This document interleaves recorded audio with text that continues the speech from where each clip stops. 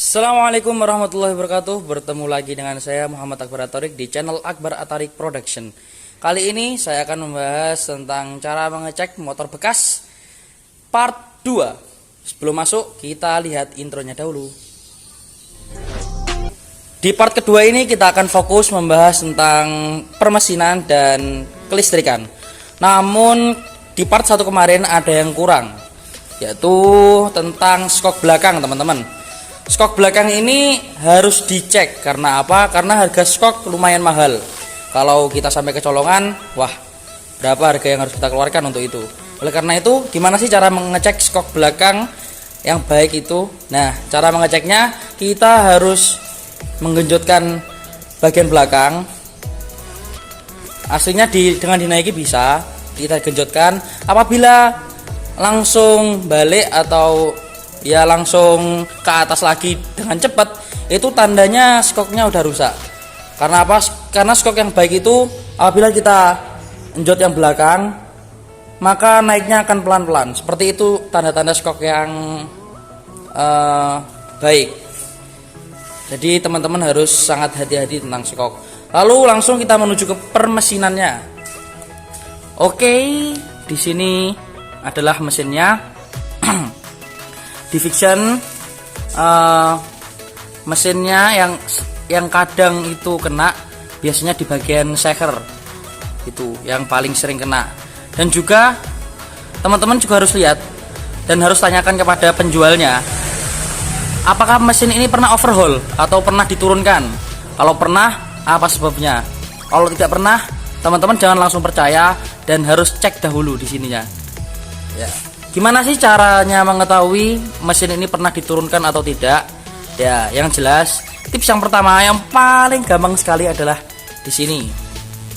Yaps, di sini untuk membuka mesinnya. Jadi apabila di bagian sini ada yang lecet karena baut ataupun apapun yang dibuat untuk membuka, itu pasti mesin pernah overhaul atau pernah diturunkan.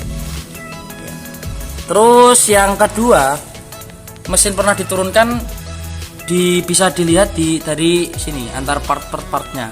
Ya, di sini kan ada jarak ya, ada antara part ini dan part itu, ya kan? Ada paknya di tengah. Nah, itu pasti renggang kalau pernah diturunkan mesinnya. Kalau belum pernah diturunkan mesinnya, paknya ini pasti nggak serenggang yang sudah diturunkan ya. Selain itu, kita juga bisa melihat di bagian sisi-sisinya. Mohon maaf, ini karena ada totoknya, jadi nggak bisa melihat secara full face tentang mesinnya ya. Tapi yang jelas kita juga bisa melihat ya, cara ketiga yakni mengoleskan tangan atau menempelkan tangan kita ke mesin-mesinnya. Karena ini panas mesinnya, jadi saya nggak berani memegang ya. Ini coba kalian pegang rata ya semua. Kalau mesinnya masih dingin, kalian pegang semuanya, dan khususnya di bagian sini kalian pegang. Apakah ada oli yang tumpah atau benda cair?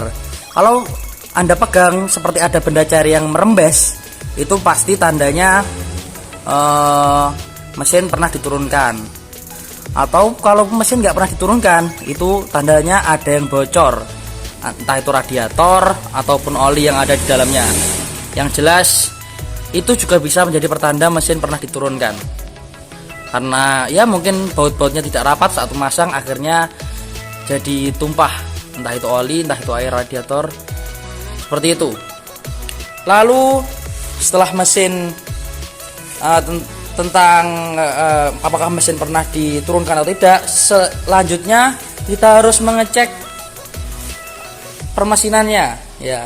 Pasti teman-teman kan nggak tahu tuh ngeceknya gimana tuh mas ya. Jadi ngeceknya gampang sih, ini tuh hanya tinggal dihidupkan,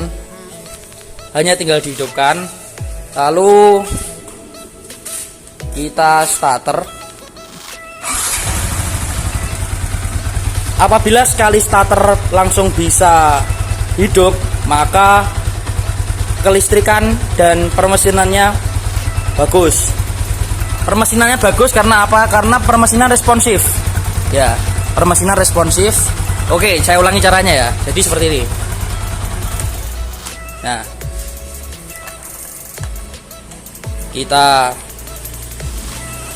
hidupkan, ya, sudah mati lampunya. Nah, usahakan mesin keadaan stasioner. Nah, ya, keadaan stasioner.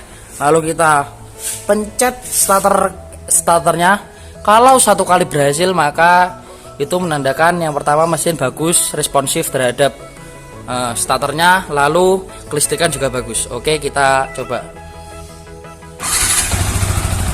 Yap, mesinnya ini bagus.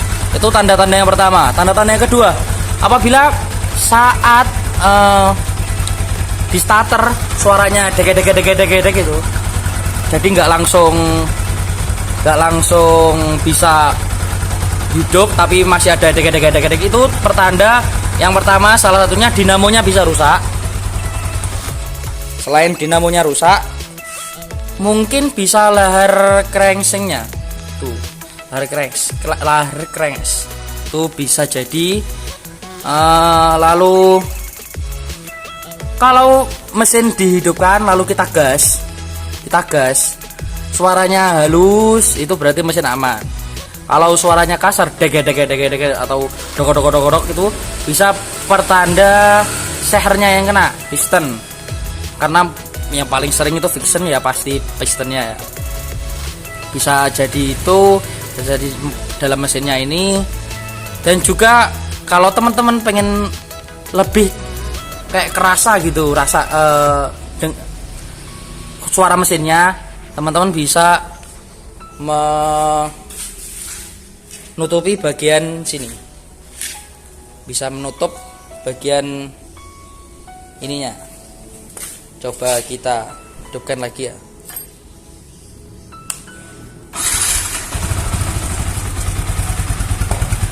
Bisa tutup bagian ininya dengan sandal.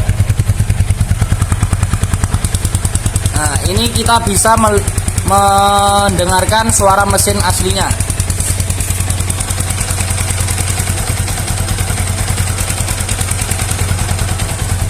Yaps, seperti tadi suara mesinnya kalau halus berarti tandanya baik. Dan juga yang di mesin ini, di bagian knalpot, kalau tidak ada asap putih berarti mesin dalam keadaan baik.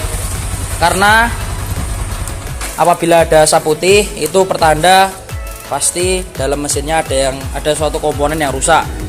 Ya, mungkin itu nanti injeksinya, mungkin nanti itu sehernya, mungkin lahar cranksnya, cranks apa itu saya lupa namanya. Tapi yang jelas kalau suara halus lalu tidak ada kelup putih dan saat di starter enak, itu pertanda mesinnya dalam keadaan top. Dan teman-teman jangan sekali-kali beli yang bekas meskipun harganya murah dan kilometernya kecil. Ini sudah 34.000 ya, tahun 35.000 tahun 2014. Kalau semua teman-teman menemukan tahun 2015 misalnya, nanti harganya 9 juta padahal kisaran harganya 11 jutaan. Nah itu, tapi mesinnya rusak, kilometernya masih rendah. Nah teman-teman jangan terlalu percaya kilometer rendah, mesin tidak bisa dibohongi. Karena apa? Karena ya seperti itulah. Nah kadang bisa mesin pernah dijatuhkan atau pernah diturunkan, pernah diganti apa karena mesin apabila sudah tidak diorisinilkan maka bisa sewaktu-waktu bisa rusak kembali. Itu kalau kena masalah permesinan.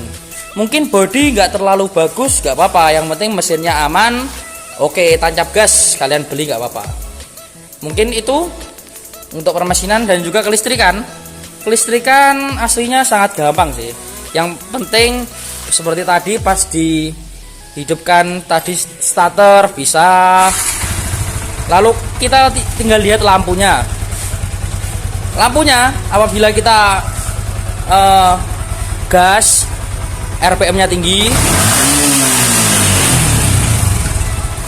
dan lampu tetap atau malah tambah terang, itu kelistrikan bagus. Tapi kalau kita gas dengan RPM tinggi, tapi lampu malah tambah berkedip-kedip atau lemah, itu pertanda kelistrikan Anda yang mungkin harus diperbaiki. Yaps, mungkin itu dari part 2 ini tentang mesin dan kelistrikan, ditambah tadi skok belakang ya.